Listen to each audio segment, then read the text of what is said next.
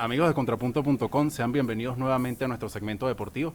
Hoy contamos con la presencia de Alejandro Liporachi, periodista deportivo, jefe de prensa del Deportivo Petare y conductor del segmento Detrás de Cancha. Bienvenido, Alejandro, a Contrapunto. Gracias a ti, Hernando, y a todas las personas que nos estaban viendo por acá por Contrapunto. De verdad, el gusto es mío, sin duda. Bueno, Alejandro, vamos a comenzar hablando un poco. Eres jefe de prensa del Deportivo Petare, un equipo que tiene gran tradición en nuestro fútbol nacional. Cuéntanos un poco de esta experiencia con el Petare. Cuéntanos un poco cómo te ha ido por allá.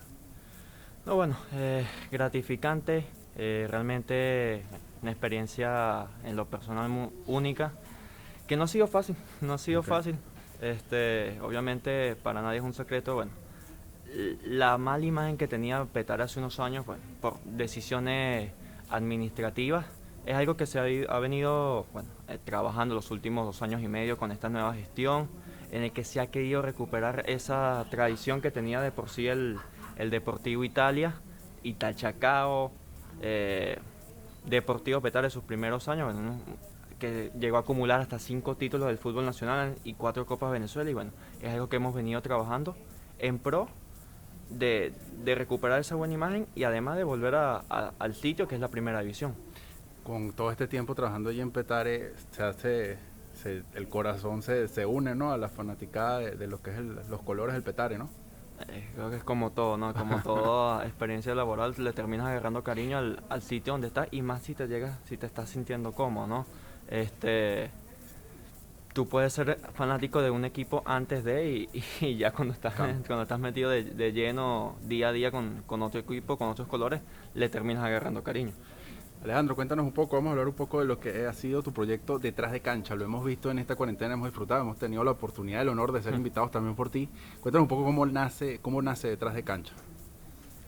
A ver, detrás de cancha, bueno, creo que ha sido un, un bonito proyecto que está, bueno, está creciendo, lo que ha pasado agigantado, ¿no?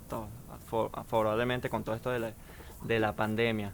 Es un proyecto que en algún momento tuvo varios nombres. Ok. Tuvo varios nombres, un segmento que vengo trabajando básicamente de que estuve en Meridiano Televisión. Y bueno, le he ido cambiando los nombres hasta que bueno, llegó un punto en el que ya con un poco más de tiempo libre he podido terminar de plasmar. Y bueno, creo que los resultados hasta ahora en menos de un año vienen siendo favorables, a pesar de la gran competencia que sabemos que hay en cuanto a programación deportiva. Los resultados no han venido bien. Eso que hablas es muy importante, la competencia en cuanto a programación deportiva y sobre todo en fútbol, ¿no? Sí. En fútbol hay bastante, sabemos todo lo que ocurre, a veces es bueno, a veces es malo. Cuéntanos un poco cómo haces para continuar con tu proyecto, de qué manera pues innovas, qué propuesta distinta tienes. Cuéntanos un poco al público qué propuesta distinta tiene Detrás de Cancha. Bien, detrás de cancha, bueno, creo que tratamos de verlo de los ojos de los fanáticos, ¿no? Porque al Okay. final uno termina siendo fanático de esto, más allá que obviamente se entiende, ¿no? Que uno tiene, como periodista, tiene una postura que no puedes traspasar esa línea entre periodista y fanático, pero uno trata de llevarle al público lo que quiere ver, lo que quiere escuchar, y los invitados que les interesaría conocer. Okay. Cuéntanos un poquito, hablando también de Detrás de Cancha, está la oportunidad de escuchar a muchos periodistas venezolanos de fútbol. Quizás a veces tenemos un mercado de periodistas, digamos un escenario de periodistas de fútbol que son reconocidos, y también hay muchos que saben bastante y que no sabemos que existen, ¿no? Sin embargo, en Detrás de Cancha hay muchos chamos que de repente no los conocemos y se le nota lo que es sus conocimientos, ¿no? Sí, sí, pues bueno, tú mismo has estado ahí de invitado con nosotros, como bien lo decías, que es nuestra sesión de debate, que al final es una charla entre amigos, ¿no? Es una charla entre amigos, de un debate futbolístico, obviamente respetando las posturas de cada quien. Y es eso, como tú dices, obviamente el venezolano se va a ir por los referentes, sin ir muy lejos, invitados que hemos tenido también en el programa. Carlos Suárez, Richard Méndez, Fernando Petrocelli, por decir algunos. Y obviamente las personas, escuchar el nombre se va por ahí. Pero lo que se intenta es que, bueno, obviamente hay una generación que viene dando pasos, tocando puertas, y se le trata de darse ese espacio porque soy de los que cree que en todas las áreas de periodismo del país, obviamente, hay mucho talento y siempre hace falta esa persona que, bueno, te dé una oportunidad. Alejandro, te voy a hacer una pregunta es un poco polémico lo que ha pasado con el fútbol nacional en toda esta cuarentena. Y que no lo es. Es increíble. Yo he escrito que es como una novela, o sea, lo he escrito por aquí, que ha sido como una novela. ¿Qué pasa con se han matado periodistas, futbolistas, dirigentes, todos? O sea, ¿cómo ves esto en el fútbol nacional? Es algo, yo veo como algo negativo porque deberíamos estar todos unidos en un mismo sueño. En algún momento me acuerdo de Qatar, el sueño de todos, que sigue siéndolo, pero no con el mismo rumbo. Sí, obviamente hay polémicas que se escapan de las manos, ¿no? Y que a veces es mejor no andar porque son temas que están muy amañados, por decirlo de alguna manera, y que no suenen tan mal. Obviamente polémica en el deporte siempre va a haber, pero la polémica debería ser más que todo deportiva y menos extradeportiva, como habitualmente se viene cumpliendo en los últimos años en el país. Lamentablemente, creo que la misma, ¿no?, dinámica del día a día hace que uno se vaya más por lo negativo que por lo positivo. Y no, obviamente eso favorece que se resalte siempre lo malo que puedas tener nuestro fútbol a las buenas cosas que se puede hacer. Sin ir muy lejos, conversaba con Breiner Urbina, jugador de Chico de Guayana. Sabemos la realidad que tienen algunos equipos, tanto de primera como segunda división, en cuanto a deudas, ¿no? Y más con este tema de la pandemia. Pero a pesar de eso, y a pesar de que, bueno, le ha tocado hacer otros trabajos que no tienen que ver netamente con su profesión, el chamo está haciendo recolectas sociales para los más necesitados. Y eso son cosas que hay que resaltar. Es a veces cosas que son positivas que no se puede resaltar de tanto negativo. Yo creo que las redes sociales se comen lo positivo a veces, muchas veces, ¿no? Exactamente. Entonces, las cosas buenas, bueno, así que no voy a decir que pocas, no, pues a veces son más de las que uno cree. Pero las cosas positivas se terminan, como tú dices, perdiendo entre tanta negatividad. Y a veces, bueno, obviamente también ese ego que tiene cada persona, cada futbolista, cada dirigente, incluso hasta cada periodista, porque a veces es increíble las polémicas en cuanto al fútbol nacional terminan siendo protagonizadas por colegas que por los protagonistas principales del deporte. Y bueno, como digo, a veces son cosas que es mejor no andar, pero no es el deber ser. Claro. Alejandro, y hablando de la selección que ya va a volver, creo que tenemos fechas para octubre, ¿no? Hasta ahora, sí. Exactamente, hasta ahora. ¿Cómo ves esa posibilidad real de Venezuela ir a un mundial? Y si crees que estas polémicas influyan, pues porque particularmente pienso que tenemos en este momento la mejor generación de futbolistas y el mejor chance para poder clasificar a un mundial. ¿Qué crees que tiene que plasmar la selección para lograr esto? Sí, empezando por el tema de las selecciones, creo que han habido buenos grupos a lo largo de los años. Lamentablemente no contaron con el apoyo, no contaron con quizás esas facilidades que hoy en día pueda tener esta selección actual, ¿no? Sabemos que el fútbol ha avanzado muchísimo desde los tiempos de, no sé, por decir algunos, Pedro Feble, Pedro Acosta, etcétera, Stalin, la misma generación de Richard Páez, con estas comodidades claro. Entre comillas, como esa misma generación le dice a este nuevo grupo de jugadores. Quizás los resultados hubiesen sido distintos. Obviamente estamos diciendo cosas que posiblemente pudieron suceder, como no. Pero las posibilidades están. Yo creo que esta generación está demostrando el talento que tiene Venezuela. Por algo podemos ver a Soteldo, a Savarino, en una liga tan competitiva como la brasileña. Jugadores que brillan en Europa como Darwin Machí, como Yángel Herrera, Tomás Rincón. Jugadores que también vienen subiendo fuerte como Sergio Córdoba, Wilker Fariñez, que ahora gracias a Dios lo tenemos en Europa, y hay muchísimo talento, bueno, y tan cerca también como Brasil, la MLS, la cantidad de jugadores que están llegando a la Liga de los Estados Unidos, que a veces es muy menospreciada para lo que es. Para lo que exactamente.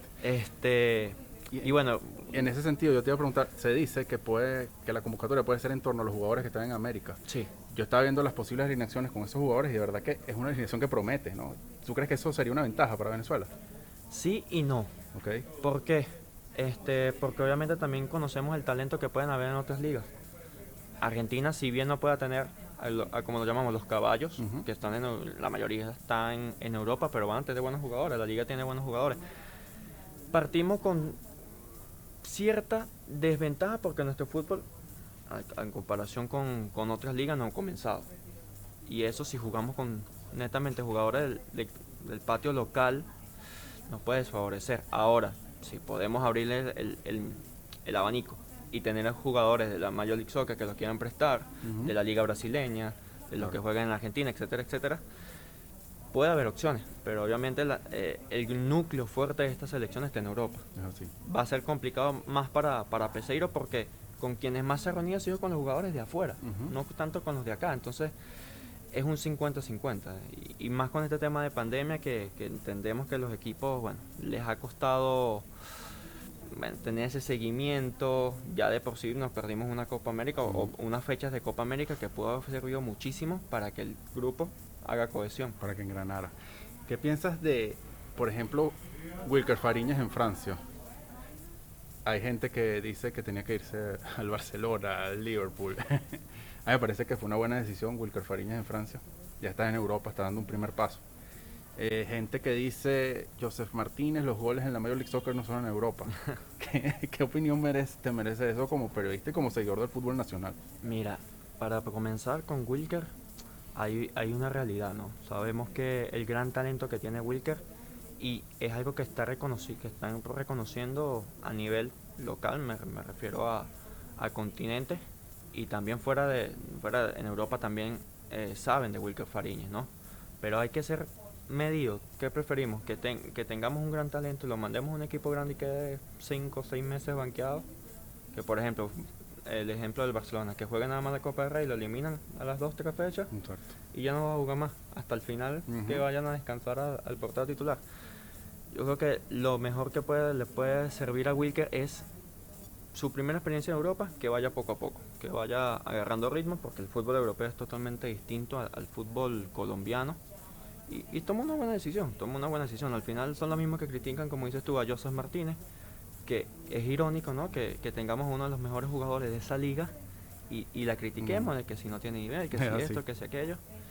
Y en cuanto le tocó competir con jugadores como Zlatan, Ibrahimovic, que hoy en día está de vuelta en un equipo como el Milan, un David Villa que fue campeón del mundo, y pelear de tú a tú con esos jugadores, con esos nombres, en cuanto a marketing, en cuanto a popularidad, porque es una estrella en Atlanta y en la MLS como tal. Se menosprecia mucho a veces el talento del venezolano. Es así. Alejandro, dos últimas preguntas. Primero, la experiencia que has tenido también entrevistando, te hemos visto haciéndole preguntas en la Major League Soccer, a Nani vimos, por ejemplo, esa experiencia, cuéntanos un poco ese acercamiento con la Major League Soccer.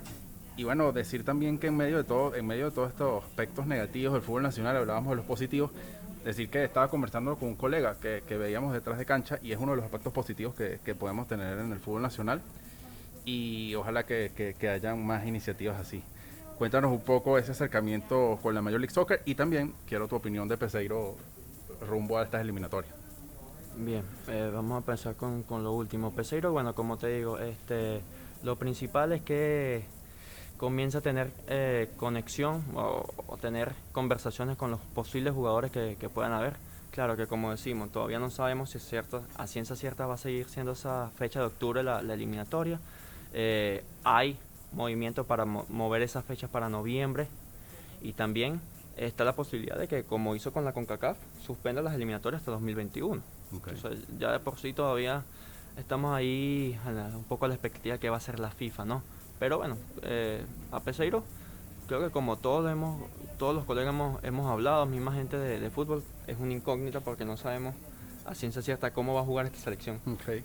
Entonces habrá que esperar al primer partido en cancha, así sea amistoso, para por lo menos ir entendiendo qué va a ser del futuro del portugués.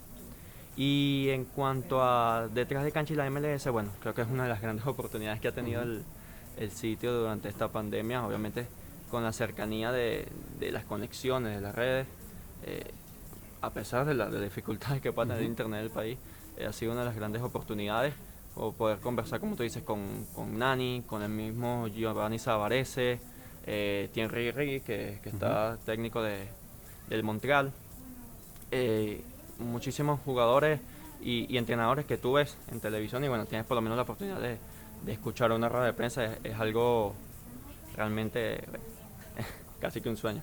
Claro. Mismo caso nos sucedió igual con Zinedine Zidane en las últimas fechas de la liga con el Real Madrid.